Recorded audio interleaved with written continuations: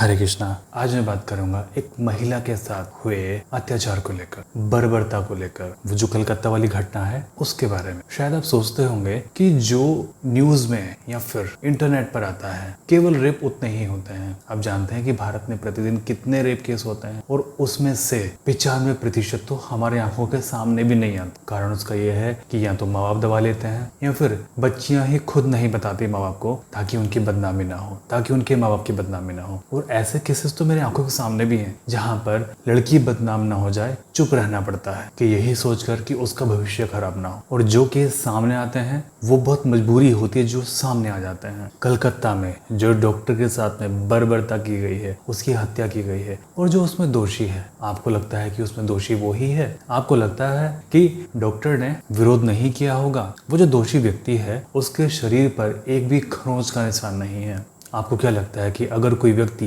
किसी महिला के साथ जबरदस्ती करेगा तो क्या महिला उसको विरोध नहीं करेगी? क्या उसके चेहरे पर या कहीं और निशान नहीं आएंगे, या उसको चोट के निशान नहीं आएंगे? और एक शराबी व्यक्ति जिसको अपना ही होश नहीं रहता, वो कैसे एक महिला की पेल्विक बोन तोड़ सकता है, दोनों टांगों को चीर सकता है? कैसे? इस केस में बहुत बड़ी साजिश है। और बंगाल की मुख्यमंत्री ममता, वो किसके खिलाफ प्रदर्शन कर रही है? अरे भाई, सबसे ज्यादा पावर में तो वहां पर वो ही है, और वो ही अगर प्रदर्शन करेगी तो फिर इंसाफ किसको मिलेगा? इसका मतलब तो यह है कि बंगाल के अंदर हर एक लड़की इस समय अनसेफ, यानी बंगाल में एकदम गुंडा राज कायम है। अगर वहां पर एक डॉक्टर महिला को इंसाफ नहीं मिल रहा है, अपराधियों को नहीं पकड़ा जा रहा है, पूरा प्रशासन हो सकता है उससे मिला हुआ हो, तो दिन में न जाने कितने केसेस दबा दिए जाते होंगे जो कि हमारे आंखों के सामने कभी आते ही नहीं है, और हम सब लोग चुपचाप हाथ पे हाथ धरे बैठे रहते हैं। जब मुझे ये घटना पता लगी तो मैंने ज्यादा उसके बारे में पढ़ा नहीं,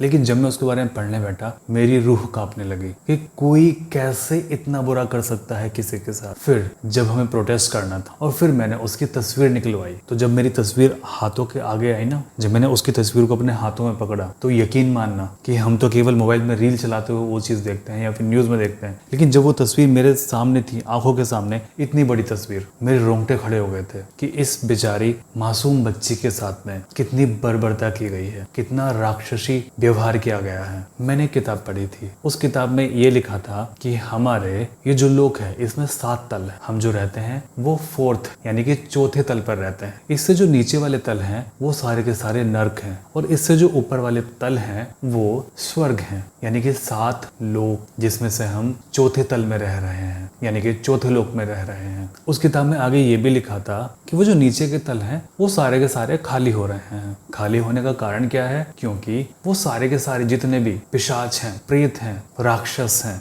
बुरी आत्माएं हैं, बुरे से बुरी आत्माएं हैं, वो सब इस समय पृथ्वी पर जन्म ले रही हैं, क्योंकि अच्छे गर्भ उपलब्ध नहीं है। शायद आप लोगों को ये बात मेरी समझ में आए कि मैं क्या बोल रहा हूँ, लेकिन ये रियलिटी है। ये किताब अब से मैंने 5 साल पहले पढ़ी थी, और उस किताब में लिखी हुई बातें एक एक बात सच है। ये जो कोरोना टाइम हुआ था, कोरोना टाइम से पहले मैंने वो किताब लिखी थी, और उस किताब में भविष्यवाणी थी इस कोरोना की जो हुआ था, लेकिन मैंने कभी इसके बारे में वीडियो नहीं बनाई। लेकिन बात बिल्कुल सच है, यही है कि सारे के सारे पिशाच इस धरती पर जन्म लेकर आ गए हैं। तो आप भला इंसान से क्या उम्मीद करेंगे? वहशीपना ही करेगा वो जो उसकी राक्षस प्रवृत्ति है वो तो वो ही करेगा। और साइकोलॉजी कहती है कि जब कोई व्यक्ति किसी के साथ में बर्बरता करता है और वो व्यक्ति पीड़ा से चिल्लाता है, चीखता है, पुकार करता है मदद की, बचाने की, तो वो जो अत्याचार करने वाला व्यक्ति है उसको और मजा आने लगता है, और जब उसको और मजा आता है वो उसके साथ में और बुरा व्यवहार करता है। बंगाल में हुई घटना इसी बात का सबूत, वो जो निर्भया कांड था इसी बात का सबूत, कि जितना पीड़िता चिल्लाई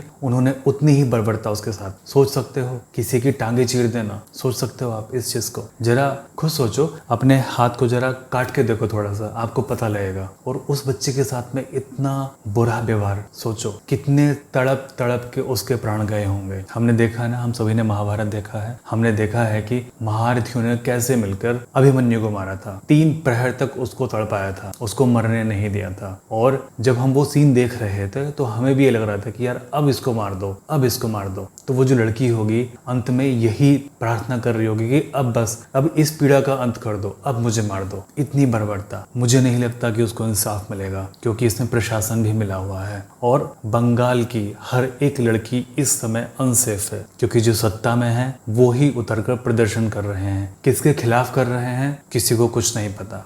और वो जो उनके साथ खड़े हैं ना, वो भी राक्षस हैं, और वो जो उनके साथ दे रहे हैं वो भी राक्षस हैं। आपने देखा किसी राजनीतिक पार्टी ने विरोध किया? नहीं किया। किसी ने पूछा? नहीं पूछा। कोई अखिलेश यादव, कोई राहुल गांधी, कोई प्रियंका गांधी, कोई चंद्रशेखर रावण, कहाँ गए ये सब लोग? कहाँ गए भारत की बेटी बेटी करने वाले ये सब लोग? ये लोग वहां जाते हैं जहां पर इनको पॉलिटिकल फायदा होता है। इन्हें आपसे और हमसे कोई मतलब नहीं है, कोई फर्क नहीं पड़ता इनको। हम जिए या मरे इनको कोई फर्क नहीं पड़ता। सोचना तो आपको है कि आपको कैसे रहना है। चलिए, मुझे जो बोलना था इस विषय में मैंने बोल दिया। और आपको पता है कि समाज कितना इनसेंसिटिव हो चुका है आज की डेट में। आज की डेट में समाज इतना इनसेंसिटिव हो चुका है कि जब हम प्रदर्शन करने के लिए गए, एक दिन पहले हमने इसी अप्रैल में प्रदर्शन किया सारे डॉक्टर्स ने। उसके बाद में अगले दिन महिलाओं के, बच्चियों के, लड़कियों के साथ में प्रदर्शन करने के लिए हम गए। सारा का सारा काम मुझे देखना था, सारी की सारी व्यवस्था मुझे करनी थी। तो जहां हमने प्रदर्शन करना था वहां पर जाकर मैंने कुछ लोगों से बात की, और पता है उनका क्या रिएक्शन था? मैंने उनसे कहा कि मुझे एक स्टूल चाहिए जिस पर मैं डॉक्टर की तस्वीर रख सकूं। उन्होंने साफ मना कर दिया देने से। और ऐसा नहीं कि वो जानने वाले नहीं है, ये बीच मार्केट की बात है, धामपुर में भगत सिंह चौक पर, जो भगत सिंह चौक पर दुकान है वहां पर साफ मना कर दिया। और पता कैसे बोला? अरे वही हुआ ना, वही केस, कलकत्ता वाला केस, उसी के लिए करना है। एक काम करो, आप 3 दिन बाद कर लो, आज तो बहुत भीड़ है, मार्केट लोग खरीदारी कर रहे हैं। मैंने उनसे कहा कि बस हमें 10 मिनट का समय चाहिए, हमें बस थोड़ी सी जगह चाहिए। उन्होंने कहा कि नहीं नहीं, हमारे यहाँ पर बहुत ग्राहक आते हैं और हमारे यहाँ तो जगह भी नहीं होती है। तो मैंने कहा कि चलिए छोड़िए, ये भी छोड़ दीजिए, हम देख लेंगे कहीं पर भी, आप हमें केवल एक स्टूल दे दीजिएगा, हम स्टूल 10 मिनट के बाद में वापस कर देंगे आपको। उन्होंने कहा कि नहीं, अगर आपको स्टूल लेना है तो यहाँ पर बहुत सारे ठेले वाले खड़े होते हैं, यहाँ से जाके आप स्टूल ले लीजिए। फिर पीछे से उनके बड़े भाई आए, उन्होंने कहा कि क्या हुआ, क्या मांग रहे हैं, कुछ खरीदने नहीं आए क्या ये? तो उसने कहा कि अरे वही जो केस हुआ है ना कलकत्ता में। और उनके बोलने का तरीका इतना गंदा था, उनके बोलने का एक्सप्रेशन इतना गंदा था जैसे कि उनके लिए कोई बात ही नहीं हो। मेरे मन में विचार उठा कि यार, क्या इनके बेटियां नहीं है? क्या ये लोग देश में नहीं रहते? क्या इनको फर्क नहीं पड़ता? वही बात है ना कि जब महाभारत में द्रौपदी का वस्त्र हरण हो रहा था, वो जो 5 पांडवों की पत्नी थी, वो जो भीष्म पितामह की बहू थी, वो जो पांचाल नरेश की बेटी थी, वो जो आर्यव्रत की कुल बधू थी, और वो जो हस्तिनापुर की पटरानी थी, जब उसके साथ भरी सभा में ये दुर्व्यवहार हुआ और पूरा समाज मौन रहा, चुप रहा, तो भला इस समाज से क्या उम्मीद कर सकते हैं हम? वो तो मौन ही रहेगा, वो तो चुप ही रहेगा। और पता है ना फिर उसके बाद में क्या हुआ? भगवान श्री कृष्ण ने ऐसी लीला की कि उस पूरे समाज का विध्वंस कर दिया, उस पूरे समाज को खत्म कर दिया। उसमें अच्छे लोग भी गए और उसमें बुरे लोग भी गए। द्रौपदी के 5 पुत्रों की हत्या उसमें हो गई। बताइए जरा कौन बचा? और जैसे आज के हालात है ना, हम सब उसी दिशा में जा रहे हैं। हर दिन पता नहीं कितने ही रेप कांड होते हैं, कितने ही रेप कांड। सोचना जरा इस बारे में जो मैंने आपसे कहा।